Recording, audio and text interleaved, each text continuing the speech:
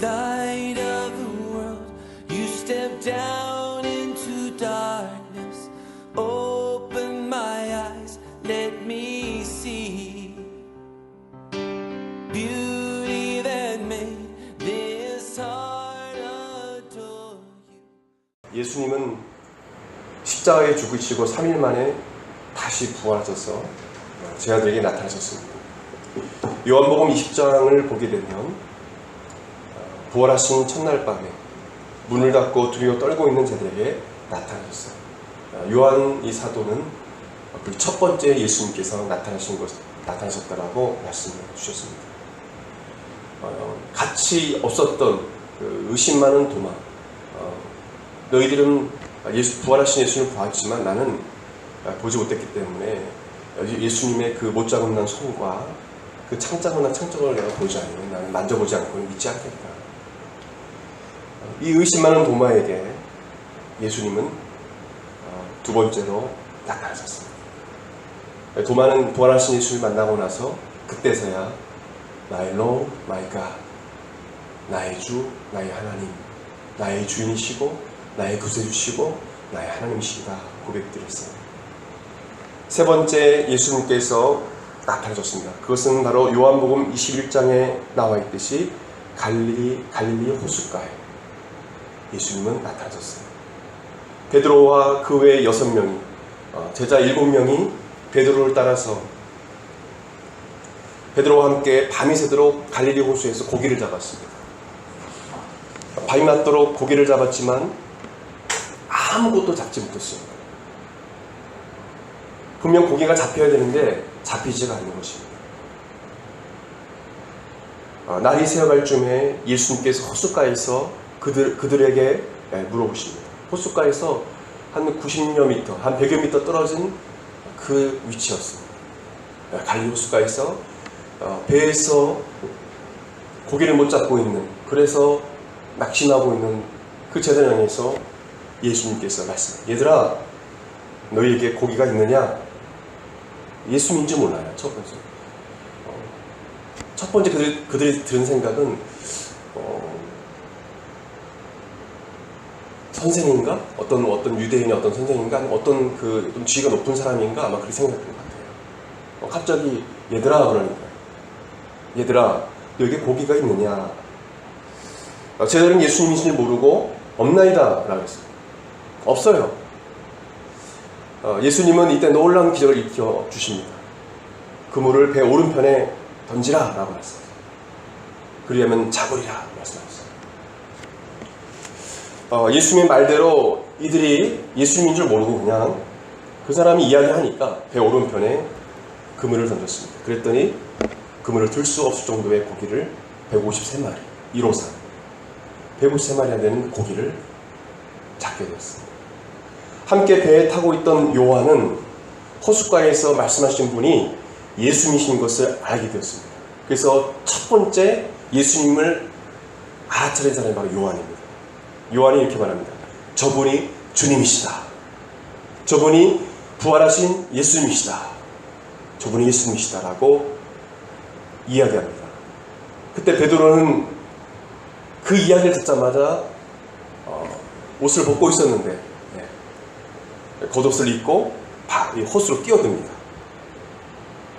90여 미터 되는 거리에 있는 예수님께로 헤엄쳐 갔습니다. 베드로만. 나머지는 이제 작은 배를 타고 고기 든 그 그물을 가지고 호숫가로 왔습니다. 제자들이 배에 있을 때 분명 요한이 저분이 예수님이시다, 주님이시다라고 얘기했을 때 다른 제자들은 가만히 있었어요. 기쁨이 있었지만. 근데 베드로는요 바로 액션을 취합니다. 옷을 주섬주섬 입고 빨리 입고 이 호수로 뛰어듭니다. 그리고 헤엄쳐 가요. 100m가 짧은 길은 아니죠. 기뻐서.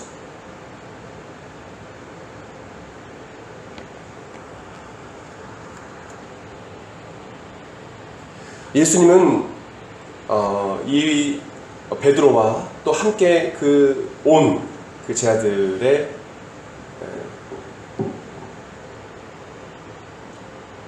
못을 보고 매우 기뻐하셨을 것입니다.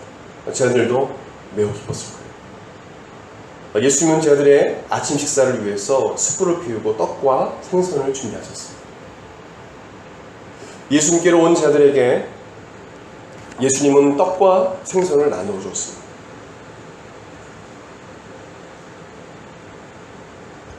여러분, 제자들은 예수님을 배신한 자들입니다. 사실 예수님을 외면한 자들입니다. 생명의 위협을 느끼니까 자신들의 유익을 위해서, 자신의 생명을 지키기 위해서 도망한 자들입니다.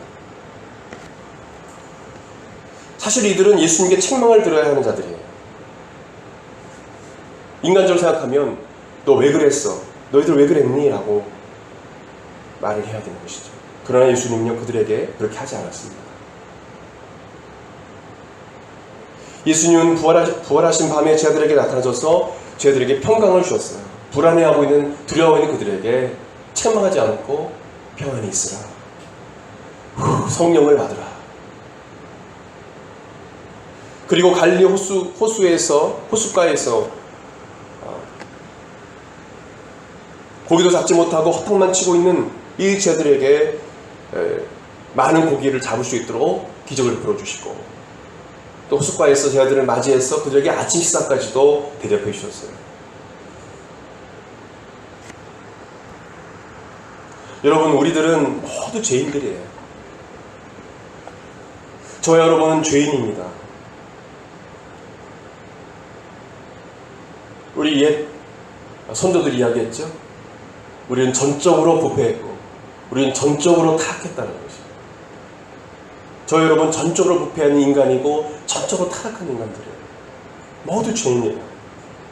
죄로 말미암아 죽어 마땅한 자들입니다. 예수님께서 우리에게 찾아와 주시지 않고 내버려 두시면 그냥 죽을 수밖에 없는 그런 죄인들입니다. 그러나 예수님께서 우리와 같은 죄인, 바로 나 같은 죄인에게 찾아와 주신 것입니다. 그리고 예수님은 바로 나의 죄를 대신하여 십자가에 죽으셨습니다. 자신의 목숨, 자신의 생명을 내어주셨습니다. 자신의 생명보다, 자신의 목숨보다 저와 여러분을 예수님은 사랑하셨어요. 아멘. 여러분, 이 사실을 확실히 마음속에 새겨야 돼요. 로마서 5장 8절에 우리가 아직 죄인 되었을 때 그리스도께서 우리를 위하여 죽으심으로 하나님께서 우리에 대한 자기의 사랑을 확증하셨느니라 했어요. 예수님은 세상에 어느 누가 나에게 뭐라고 해도 예수님은 저와 여러분을 사랑하십니다.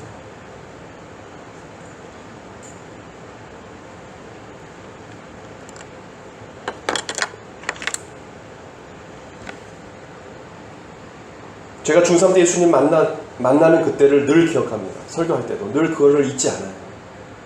왜 설교할 때마다 가끔씩 이런 얘기를 하냐? 그것을 잊어버리면 안 돼요, 저한테는.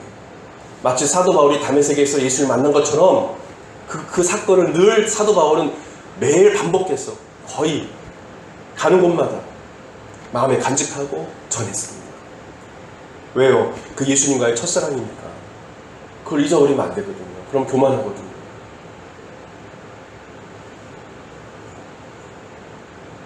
어느 누가 뭐라 해도 예수님이 나를 사랑하신다는 것을 저는 그때 알았어요.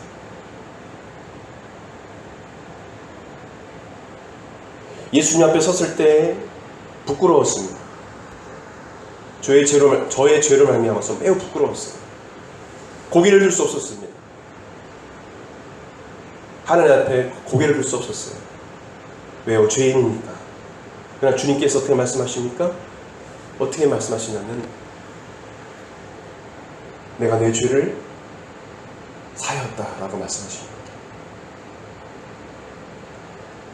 예수님은요, 여러분이 회개할 때 여러분의 심령을, 여러분의 모든 죄를 용서해 주세요. 십자가의 보혈로 덮어주신 것입니다. 여러분, 이런 은혜가 있길 바랍니다. 이런 은혜가 이런 삶 가운데 있길 바라요. 예수님이 나를 얼마나 사랑하시는지 늘 기억하고 그 은혜로 살아가는 사람이 되시길 바랍니다. 예수님은요, 이렇게 이기적이고 교만하고 예수님이 왕이 되면, 이스라엘 왕이 되면 한 자리나 차지하려고 하는 이 죄들 그래도 용서하시고, 그래도 마음을 항상 열어두시고 그들이 오기를 바라셨던 거예요. 이 제자들의 모습 우리와 같지 않습니까? 좀 잘 되면 예수님 찬양하고 사랑합니다. 좀 안 되면 신앙생활 열심히 내지 못하고 그냥 그렇게 해요.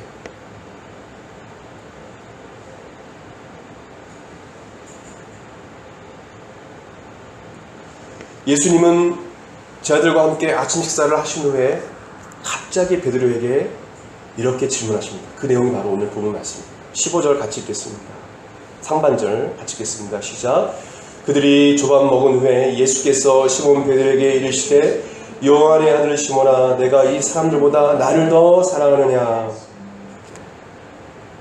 갑자기 아침 식사 하시고 난 이후에요, 갑자기 베드로에게 이 질문을 하시는 거예요. 갑자기 베드로가 얼마나 놀랐겠습니까? 여러분, 베드로는 어떤 제자입니까? 예수님을 어느 제자보다도 사랑했던 제자입니다. 제자 중에서 수제자라 호칭된 자였습니다. 항상 예수님 곁에 있었습니다. 예수님께서 내가 오늘 밤에 닭 울기 전에 3번 나를 부인하리라 말씀하실 때도 베드로는 이렇게 말합니다. 적극적으로 말합니다. 내가 주와 함께 죽을지언정 주를 부인하지 않겠나이다 라고 말했어요. 베드로는 누구보다 예수님을 배신하지 않을 것이라고 확신했습니다. 자신만만했습니다. 그러나 그는 겟세마네 동산에서 예수님께서 잡히던 그 밤에 예수님을 배신하고 도망쳐 버렸습니다. 그리고 대제사장 뜰에서 예수님을 3번이나 부인했어요. 그런 그에게 갈릴리 호숫가에 나타나신, 찾아오신 그 예수님을 기쁨으로, 물론 마음으로는 맞이했지만 막상 예수님을 만나는 순간 그런 부끄러운 마음도 마음속에 들었을 것입니다. 왜입니까? 예수님을 부인했던 그 대제사장 뜰에서의 그 상황, 그리고 그때 예수님 누군가 마주쳤다고 성경은 기록하고 있습니다. 자기가 부인하고 나서 예수님이 베드로를 바라보셔요. 그때 베드로가 예수님을 바라봅니다. 그리고 베드로는 예수님을 바라보고 나서 도망가 버려요. 그리고 통곡하며 웁니다. 회개하면서. 예수님과 눈이 마주쳤을 때 그때 예수님의 눈빛, 그것을 기억했을지도 모릅니다. 저는 이 말씀일 때 그것이 마음에 느껴졌어요. 또한 예수님을 부인하고 난 후에 눈물로 통곡했던 그 순간이 생각났을 거예요. 너무도 가슴 아팠을 거예요. 예수님 이제 죽으신 것으로 끝난 줄 알았거든요. 나 끝이구나. 자기 살기 바빠 도망갔거든요. 자기 살려고 예수님 부인했거든요. 예수님 나 모른다라고 했거든요.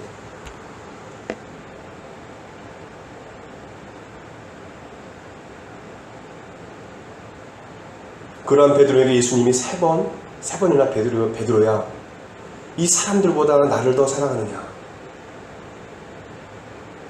내가 나를 정말로 사랑하느냐? 3번이나 물어보십니다. 예수님께서 말씀하시는 이 사랑은 무엇일까요? 우리가 이 말씀을 너무도 많이 알아요. 거의 외울 정도로 압니다. 예수님께서 질문하신 이 사랑은 무엇일까요? 베드로 향하여 어떤 사랑을 원하실까요? 그것은 바로 예수님의 사랑입니다. 이 사랑은 예수님의 사랑이라고 저는 묵상했어요. 예수님께서 우리를 위해 자신의 생명을 주기까지 사랑한 것 같이 우리 또한 예수님 위해 복음을 위해서 아낌없이 우리의 모든 것을 들여 예수님을 사랑하기를 원하신다는 것입니다. 내가 너를 사랑한 것 같이 그렇게 사랑해야 된다.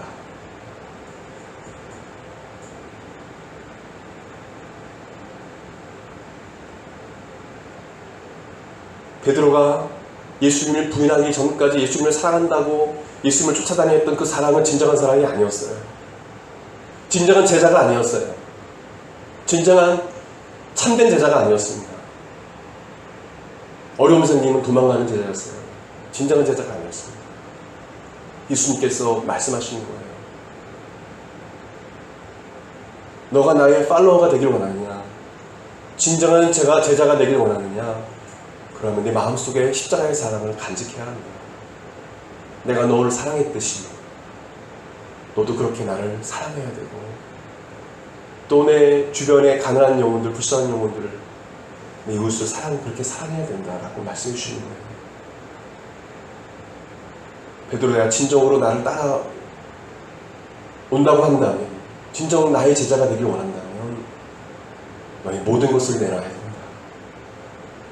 너의 목숨까지도 내놓아야 한다. 너 그럴 수 있니? 라고 말씀하셔요. 내 양을 위해서, 성도를 위해서 죽을 수 있니? 나처럼 죽을 수 있니? 그것을 물어보시는 거예요. 여러분, 이것이 목회자에게만 말씀하신 걸까요? 아닙니다. 여러분에도 있는 거예요. 한 영혼의 구원을 위해서 죽을 수 있니? 내 삶을 드릴 수 있니? 라고 말씀하시는 것입니다. 제가 목사가 된 건, 목회의 길을 걷게 된 건 바로 이것 때문입니다. 주님께서 한 영혼에 대한 사랑하는 마음을 주셨기 때문에 그 영혼을 위해서 내 삶을 드려야 되겠다는 그 마음을 주셨기 때문에 이 길을 가게 된 건데, 이 길이 쉽지만은 않죠. 목회자만 그런 것이 아니라 모든 주님의 자들이 다 이런 마음을 가질 줄 믿습니다. 저와 여러분이 이런 마음을 갖고 주님을 따라가야 돼요. 베드로가 예수를 부인하기 전에 그런 모습, 베드로의 모습이 아니라 정말 부활하신 예수를 만났을 때 그 감격과 그 주님을 향한 마음, 그 마음을 가져야 돼요.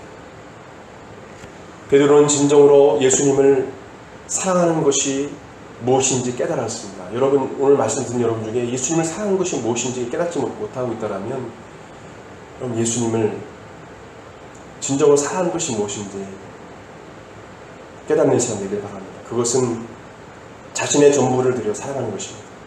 나의 모든 것을 들여 주님을 사랑하는 거예요. 100%를 드리는 거예요. 마치 마리아처럼 그 향유컵을 깨뜨려 다 드렸던 것처럼 다 드리는 거예요.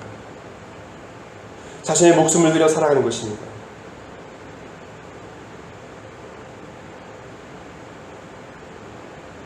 그래서 많은 해외에 있던 선교사님들이 지금도 1년에 수만 명의 선교사님들이 순교를 당하는 것입니다. 왜요? 예수님은 살아계시기 때문에. 그 예수님께서 한 영혼을 구원하시기 위해서 자신을 드렸던 것처럼 그들 또한 그 예수의 마음을 품고 한 영혼을 위해서 자신의 몸을 드리는 것입니다. 왜요? 자신을 용서해 주시고 죽어 마땅한 이 죄인을 구원해 주는 그 하나님 예수님의 그 은혜가 크기 때문에, 그 십자가의 사랑 때문에 또한 한 영혼을 위해서 자신을 드릴 수 있는 것입니다.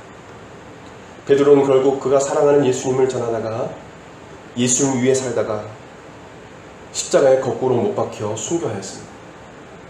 예수님이 가신 그 길을 베드로는 가게 됐어요.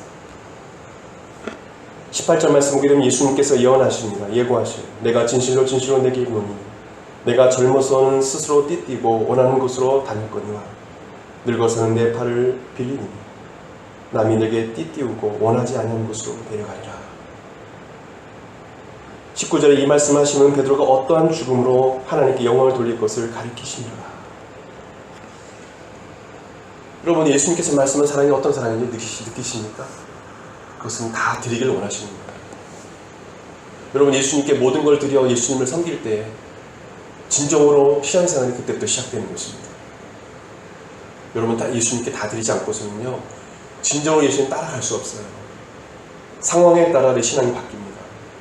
내 믿음이 바뀌어버려요. 심지어는 어떤 사람은 예수님 부인합니다. 교회를 대적하는 사람이 돼요. 예수 그리스도의 종 사도 바울은 예수 믿는 자들을 핍박하는 일에 앞장섰던 자입니다.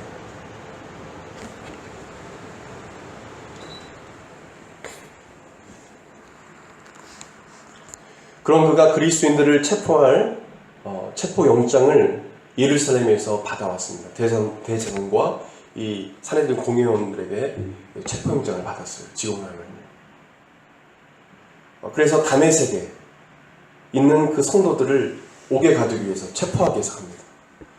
이 사도 바울은요, 이 사도가 되기 전에 얼마나 악했냐면요, 이 성도들을 감옥에 막 가둬버리고요, 그리고 성도들 죽이는데 투표에 동참했던 사람이에요. 심지어는 외국에까지 가서 예수님 전하는 사람 잡아온 사람이에요.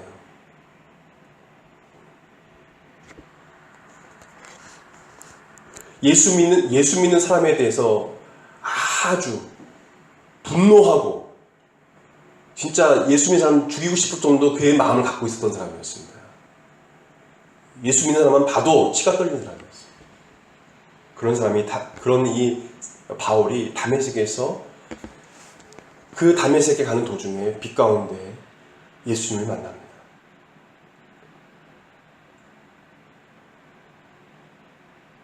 예수님 대적했던 사람이 예수님 만나요. 그리고 예수님께서 말씀하세요. 사울아, 사울아, 왜 네가 나를 핍박하느냐 말씀하세요. 그리고 그 예수님께서 하신 말씀 그뿐만 아닙니다. 복음서에 보게 되면 예수님께서 길게 이야기한 내용이 사도행전 26장에 사도 바울이 직접 간증한 내용이 나와요. 사울아, 사울아, 네가 왜 나를 핍박하냐, 그 내용만 복음서에 있죠. 근데 이 바울이 더 예수님께서 길게 말씀한 내용이 사도행전 26장에 나오는데, 너를 바로 사도로, 이제 복음을 전한 자로 주님께 사용하시겠다는 거죠. 어둠 가운데 있는 자를 빛으로, 사탄의 그 권세 아래 있는 자들을 하나님께로 돌아오게 하리라. 누구를? 바로 바울을 주님께서 그렇게 말씀하셨어요. 예수님을 만나는 순간 얼마나 두렵겠습니까? 이 사도 바울은 그 자리에서 엎드렸다고 말합니다. 엎드렸어요. 그리고 눈이 안 보입니다. 눈이 멀어버렸어요. 순간 마치 죽은 사람처럼 됐습니다. 아무것도 할 수 없었어요. 자신이 그렇게 말을 잘하고 똑똑하고 대단한 사람이었지만은 그가 갖고 있는 학문뿐만 아니라 모든 것이 다 멈춰버렸습니다. 죽은 자 같이 되었어요. 잘났던 그 모든 모습들이 사라져버렸어요. 그는 3일 동안 보지도 못하고 먹지도 못하고 마시지도 못하고 유다의 집에서 머물면서 회개하면서 기도하는 시간을 가졌습니다. 하나님은 아나니아라는 예수님의 그 제자를 보내서 안수하게 하심으로 바울의 눈을 뜨게 하시고 강건케 하셨습니다. 그리고 침례를 받게 하셔서 유대인과 이방인의 복음 전도자로 하나님께서 그를 사용하셨어요.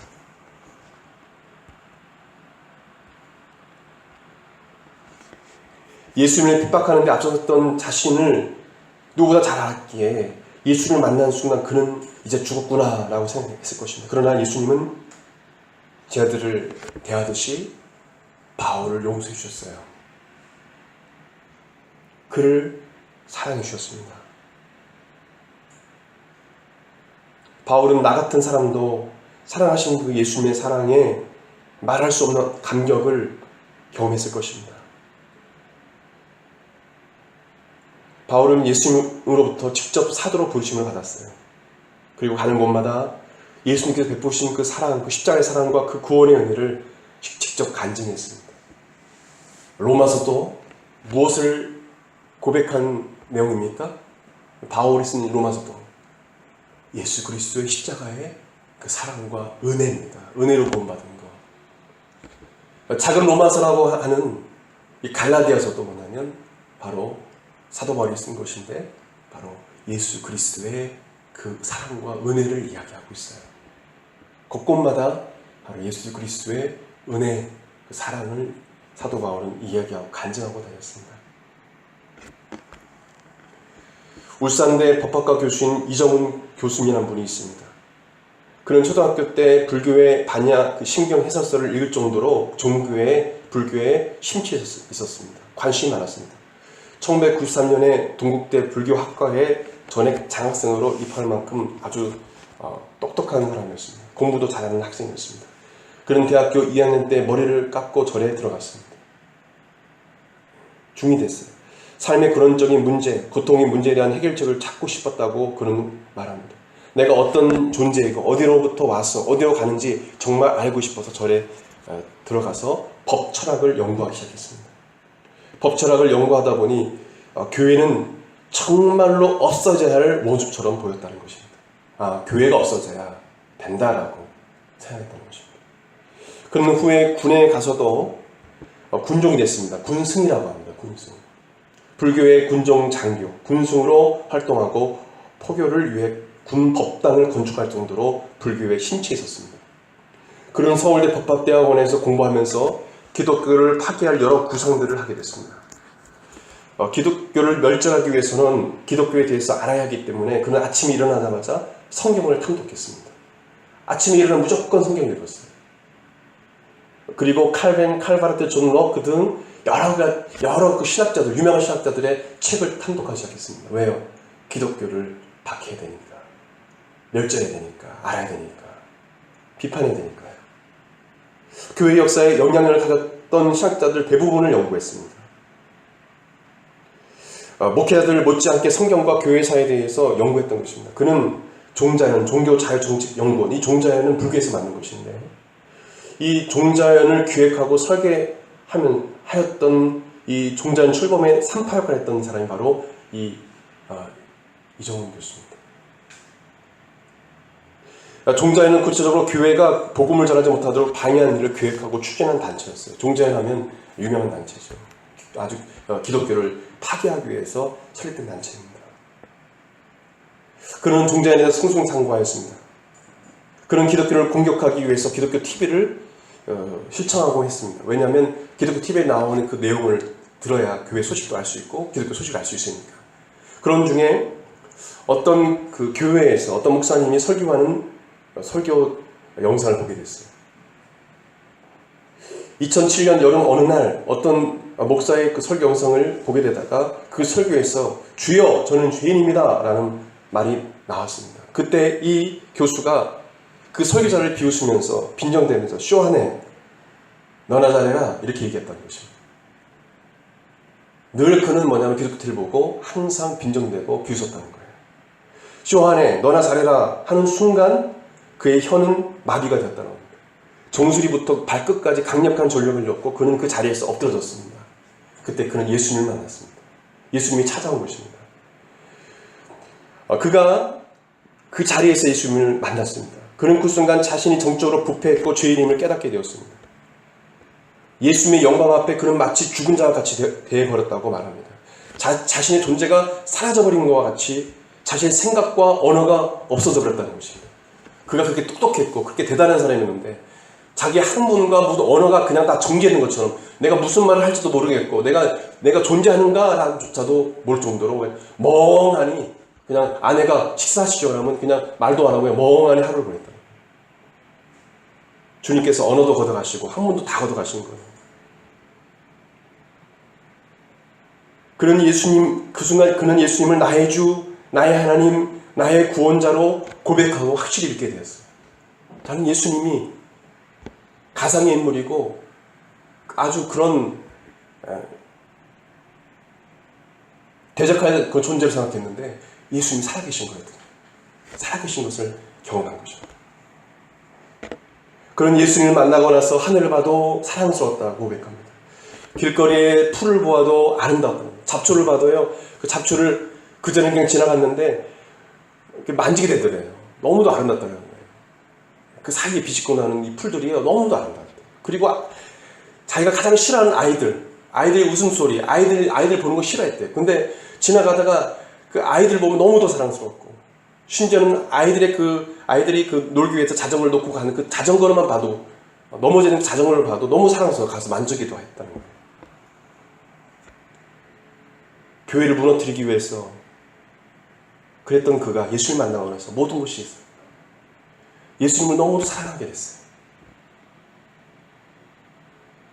그런 예수님을 사랑한다고 말합니다. 예수님께서 함께하지 않으면 저는 아무것도 할 수 없다고 말합니다. 그러면 울면서 간증해요. 저는 예수님을 사랑합니다. 그리고 예수님께서 함께하지 않으면 저는 아무것도 못합니다. 그러니 이제 교회를 무너뜨리는 그 세력과 싸우고 있습니다. 마귀와의 영적 싸움을 치열하게 하고 있습니다. 교회를 다니면서 교회를 보호하고 건강하게 세워가는 일에 귀하게 이분이 쓰임받고 있습니다.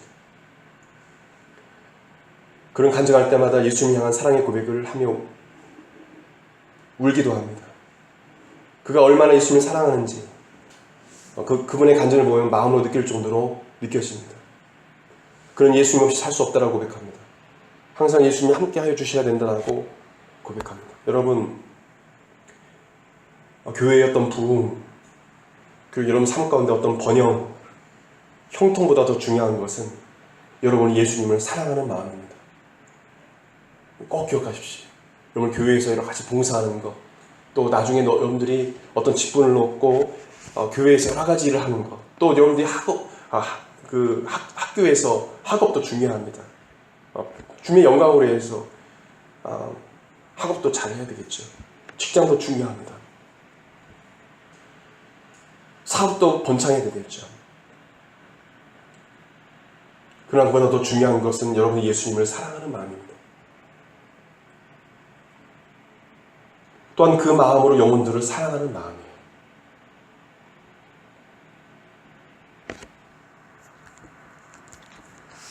제가 충남대학교에서 더운 날 전도하다가 주님께서 저에게 갑자기 전도하는 중에 이 마음을 주셨어요. 전도하면서 그 영혼들을 바라보면서 주님께서 주신 마음이었습니다. 저에게는 그렇게 말씀해 주셨어요. 교회의 부흥보다 더 중요한 건 너가 예수님을, 나를 사랑하는 마음이야 말씀해 주셨어요. 옆에 사모님이 있었지만 그 마음을 내가 이야기하지 않았지만 저에게 성령님께서 제 마음속에 말씀해 주셨어요. 영혼들을 사랑하는 마음이 중요한 거야. 여러분, 이 세상에서요, 크게 잘 되면 좋죠. 네. 성공하면 좋죠. 여러분, 많은 교회들이 번영과 성공을 이야기합니다. 조엘 오스틴이라는 긍정이 잘 됩니다. 잘 되면 막 번영되고 잘 될 것입니다. 많이 이야기하지만 십자가를 지고 주님을 따라가는 그 마음을, 또한 예수님을 사랑하는 마음을 이야기하는 사람 많지 않은 것 같아요. 저는 여러분들이 십자가를 지고 주님을 따라가길 바랍니다. 그리고 세상의 어떤 성공과 번영보다, 형통보다 예수님을 사랑하는 마음을 갖길 바랍니다. 이 마음을 꼭 가지시길 바랍니다. 그럴 때 여러분 삶이 행복합니다. 주님께서 여러분 삶 가운데 복 줄 줄 믿습니다. I'll never